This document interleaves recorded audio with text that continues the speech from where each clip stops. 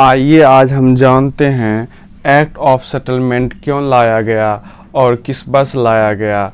हम लोग जानते हैं 1773 ईस्वी में 1773 का रेगुलेटिंग एक्ट लाया गया और 1773 के रेगुलेटिंग एक्ट के तहत ही कोलकाता में 1774 ईस्वी में सुप्रीम कोर्ट का स्थापना किया गया और उसे कुछ कार्य क्षेत्र दिए गए।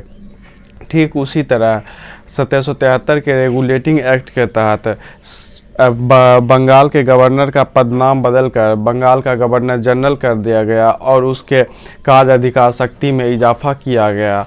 और यही था कि दोनों के कार्य अधिकार शक्ति की कोई सीमा नहीं थी, कौन सा कार्य गवर्नर जनरल के कार्य क्षेत्र में आएगा और कौन सा कार्य सुप्रीम कोर्ट के कार्य क्षेत्र में आएगा। इसीलिए हम 1773 के रेगुलेटिंग एक्ट को प्रयास एवं भूल की संज्ञा देते हैं और 1773 का रेगुलेटिंग एक्ट कुछ स्पष्ट नहीं था।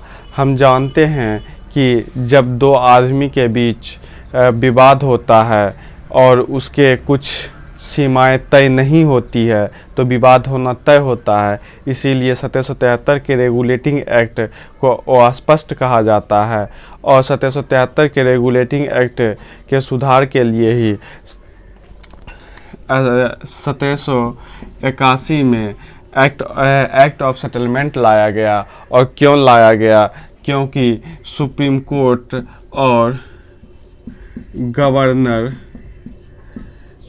जनरल का कार्य अधिकार शक्ति तय करने को लाया गया कि कोलकाता में जो सुप्रीम कोर्ट है और कोलकाता में जो गवर्नर जनरल बैठे हैं, किसका कौन सा अधिकार होगा, कौन सा अधिकार क्षेत्र होगा। इसीलिए एक्ट ऑफ सेटलमेंट लाया गया, क्योंकि 1773 के रेगुलेटिंग एक्ट में यह तय नहीं था कौन सा क्षेत्र सुप्रीम कोर्ट का होगा और कौन सा क्षेत्र गवर्नर जनरल का होगा। यही कारण था कि दोनों में कई बार आपसी विवाद हुए, जिस कारण एक्ट ऑफ सेटलमेंट लाया गया।